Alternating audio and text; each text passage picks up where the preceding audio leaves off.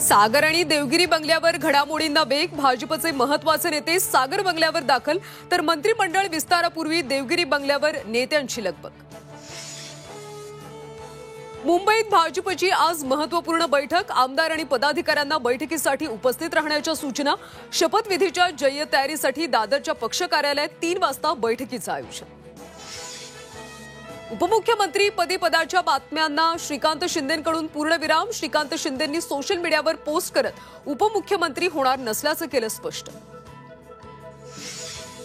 एकनाथ शिंदेंच्या आजच्या सर्व बैठका रद्द। दिल्लीलाही जाणार नसल्याची सूत्रांची झी24 तासला माहिती। ठाण्यामध्ये एकनाथ शिंदेंच्या घराबाहेर पोलिसांनी विजय शिवतारेंची गाडी अडवली। शिवतारे चिडले, ओळखले नसल्यानं शिवतारेंनी पोलिसांना सुनावलं। गृहमंत्रीपद आमच्याकडे असणं सोयीचं, संजय शिरसाटांचं वक्तव्य। मुख्यमंत्रीपद भाजपकडे तर गृहमंत्रीपद आम्हाला मागितल्याचंही स्पष्टीकरण।